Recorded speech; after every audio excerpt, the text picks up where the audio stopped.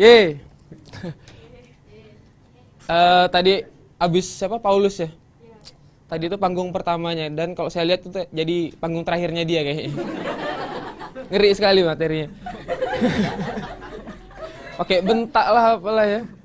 Ini anak SMA 3 ya? Wih, keren-keren emang nih anak SMA 3 nih. Jawas loh, nggak ketawa loh. Saya lapor Bu Wawan nanti. Saya kenal loh, tetangga saya loh Bu Wawan itu.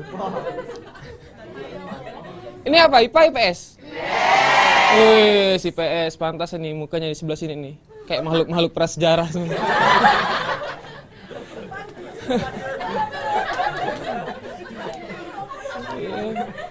Ini misah nih cewek sama cowok.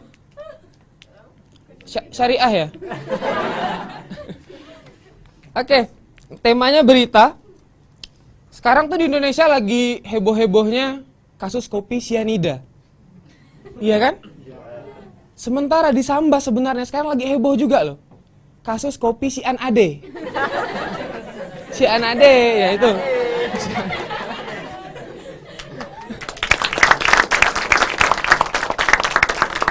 Semua tahu kan ya kasus Mirna versus Jessica? Tahu. Jessica terjerat kasus 340 KUHP tentang pembunuhan berencana. Pembunuhan berencana itu beda loh ya, sama keluarga berencana itu beda. Jangan disama-samakan, jangan. Kalau nanti disamakan, saya takut Jessica tuh terinspirasi. Nanti dia pakai slogan KB. 2 korban lebih baik. Iya. Awalnya kasus Mirna versus Jessica ini kasus kecil, berita kecil sebenarnya. Saya ingat benar tuh beritanya di pertama kali di portal berita, cuma judulnya seorang pengunjung kafe meninggal karena minum kopi. Udah gitu aja. Berita ini jadi besar karena korban dan tersangkanya itu anak orang kaya. Coba kalau misalnya korban atau tersangkanya kayak mas-mas ini nih. Boro-boro diselidiki, apalagi di forensik. Kalaupun diberitakan mas, paling judul beritanya terlalu banyak minum kopi, seorang gembel tewas.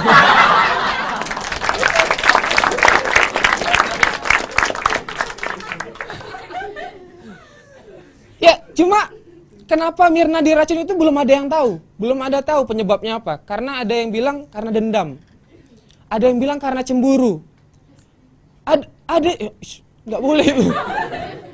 Ada yang bilang karena dendam, ada yang bilang karena cemburu. Ada juga yang bilang karena si Mirna ini nolak waktu diajak gabung MLM. Bahaya loh itu. Gabung MLM sama diracun itu pilihan yang berat. Gabung MLM sama diracun. Diracun itu matinya langsung.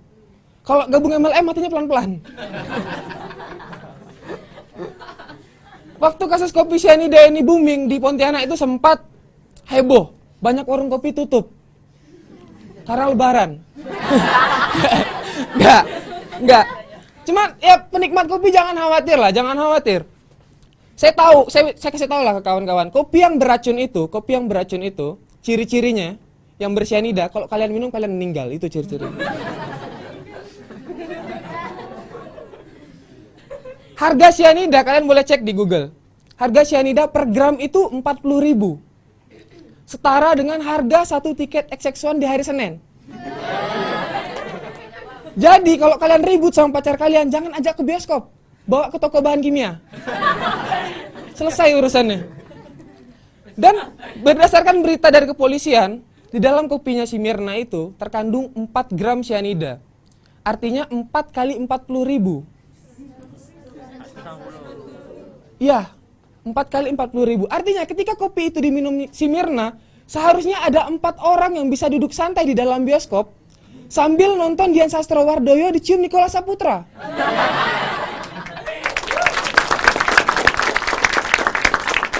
Sayang banget. Cuma ya tadi ciumannya Nicholas Saputra jelek banget kalau menurut saya. Jelek banget. Rasanya saya pengen ngelempar buku ke Nicholas Saputra. Bukunya judulnya 1001 Cara Mencium Dian Sastrowardoyo. Jelek banget, bermalu orang ganteng Nicholas tuh. Ya, sifat sianida itu saya kasih tahu. Oh mungkin ini karena anak IPS ya, jadi saya kasih tahu. Mungkin kalau anak IPA tahu. Sifat sianida itu kalau keminum itu bisa meninggal. Tapi kalau misalnya kena kulit, itu bisa menyebabkan iritasi, luka bakar, gangguan kehamilan dan janin. Enggak. Kopi yang diminum si Mirna itu kopi Vietnam. Tahu Mas kopi Vietnam? Oh, mana tahu dia. Kopi Vietnam itu saya kasih tahu, kopi Vietnam itu kopi dingin ditambah susu kental manis. Jadi kalau misalnya cuman kopi dingin yang diminum si Mirna tanpa susu kental manis itu namanya kopi pahit, Nam.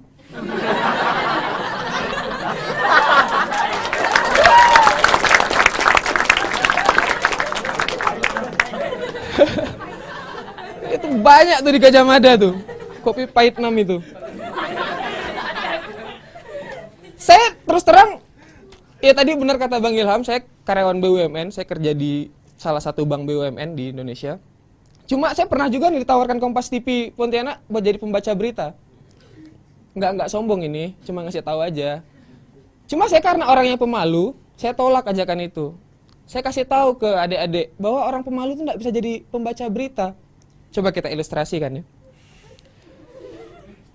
Di Kakap, seorang pemuda ditangkap karena berbuat asusila. Berikut beritanya. Berikut beritanya. Kita pasti pernah nonton berita, pas pembaca beritanya bilang berikut beritanya, tapi beritanya nggak muncul gitu kan? Pernah kan? Pernah kan ya? Pernah kan ya? Berikut beritanya.